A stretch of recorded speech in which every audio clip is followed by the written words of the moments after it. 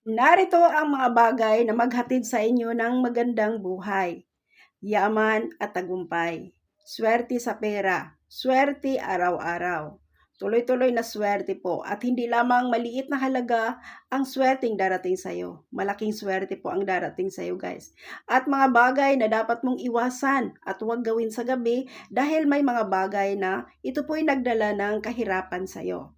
Negative energy at kawalan ng pera, mga sakit at problema. Kaya guys, kung gusto mong malaman ito, panoorin lamang ang bidyong ito hanggang sa dulo po. Ituturo ko po.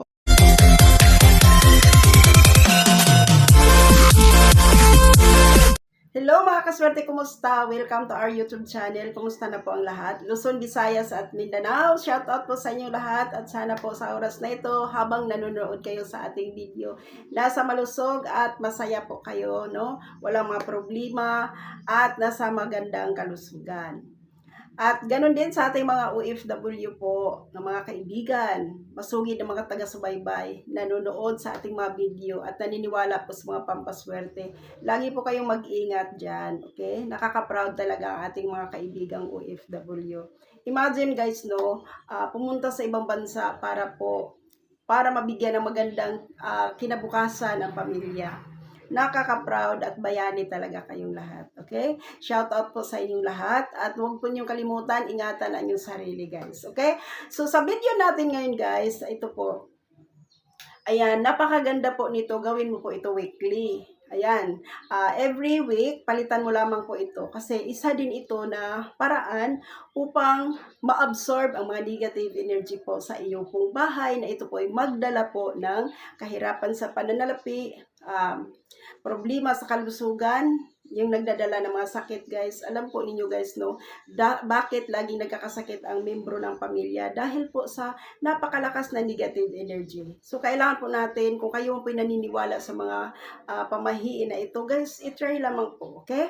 Walang mawawala sa atin. Bagkus, guys, ito po ay magdala ng swerte sa inyo sa kabuhayan, sa pananalapi. Magaan po ang pasok ng pera.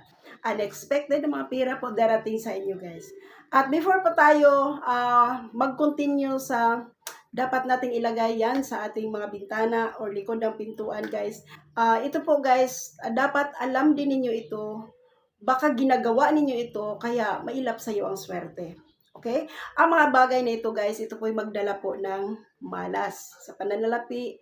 Malas talaga ito, guys. Kung kayo ang po'y mahilig sa pamahiin. Number 1 po dito, guys, dapat iwasan po niyong gawin ang mga bagay na ito sa gabi. Okay? Ang pagpuputol po ng mga kuko o paggugupit po ng mga kuko, bawal na bawal po yan, guys, gawin sa gabi. Sa paniniwala po, lalo sa pungsoy, guys, ito po ay malas po talaga. Okay? Yung paggugupit ng kuko, sa gabi gagawin, wag na wag po. And then pangalawa po, yung paggugupit ng buhok. Ayan. Lalo sa loob ng iyong bahay, nagugupit po kayo ng buhok, wag na wag po. Kasi malas talaga yan, guys. Magdulot po yan ng hindi maganda po. Okay?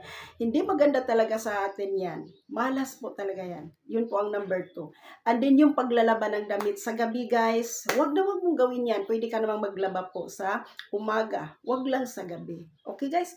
Kasi, guys, pag naglaba po kayo sa gabi, ito yung nag-a-attract po ito ng malas. Kasi, guys, ang ating mga damit, ito po yung nakaano po ito sa ating katawan. Okay? So, ito po, guys, laging nakadikit sa ating katawan. So, pag ito po yung gawin mo, ito po yung nagtatawag ka ng, yung bang nagtatawag ka ng problema.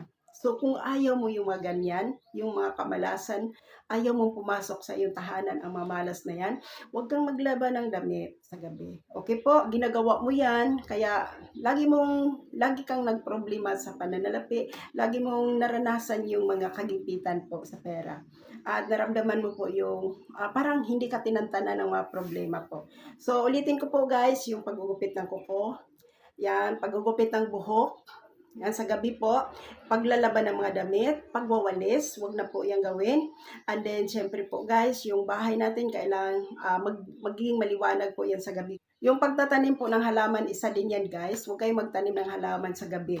So, pwede ka namang magtanim sa araw, huwag lang sa gabi. Kasi ito po, nag-attract po yan ng negative energy. Nag-attract po yan ng malas sa'yo. Kaya para maiwasan mo yan, sana po huwag ninyong gawin yan. So, depende na po sa inyo yan kung maniwala kayo sa akin or hindi. Pero, why not na hindi po natin ito subukan? Kasi, wala namang mawala. Okay? So, ngayon po guys, para lalo kang swertihin sa iyo pong araw-araw, lalo kang swertihin sa pananalipi, sa kabuhayan mo, kung ikaw ay nahirapan ngayon, ayan, maglagay ka ng mga bawang. Ito po guys, importante po itong bawang. Gawin mo po ito every Friday po. Sa Biyernes mo ito gawin guys, no? Kagaya ngayong darating na Biyernes po, February 7, ayan. Mag-umpisa ka na nito, okay? Ilagay ito guys sa bintana. Ang sang-sang na amoy. Ilagay mo ito sa bintana guys, isang piraso bawat bintana. Lahat ng mga bintana mo lagyan mo ng bawang.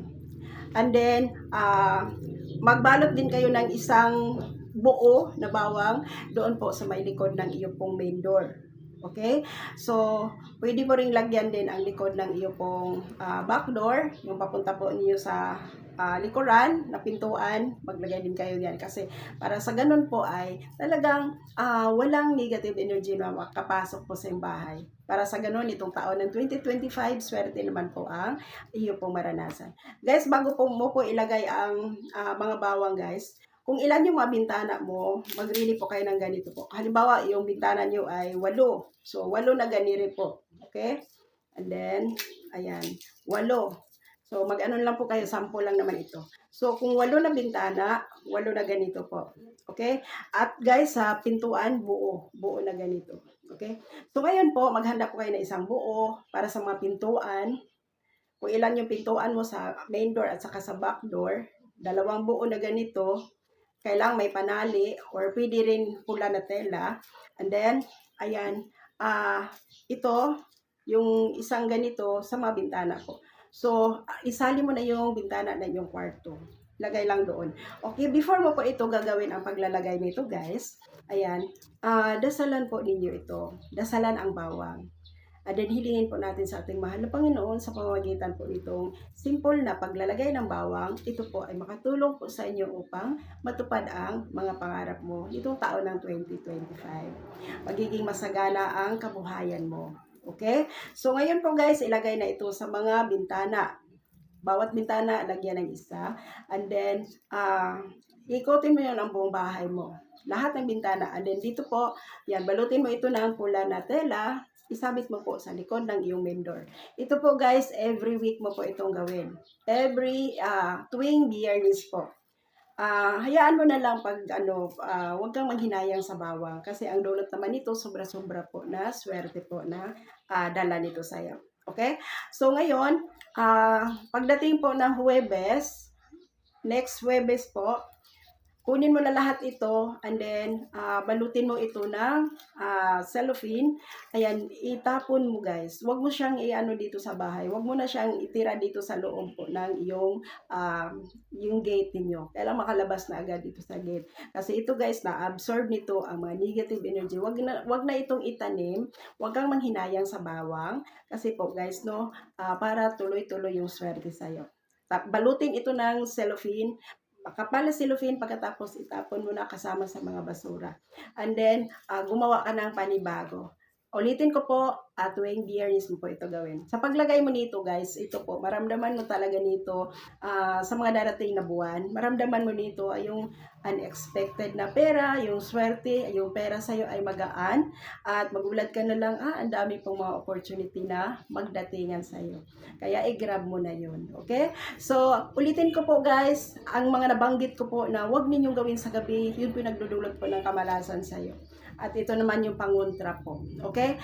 So, ayan. Sana po mayroon kayong nakuha dito sa ating pinag-usapang topic ngayon. Good luck po sa inyo mga kaswerte ko. At ang dasal ko po sa inyo itong taon ng 2025. Sana po ang lahat ng mga pangarap po ninyo ay matupad.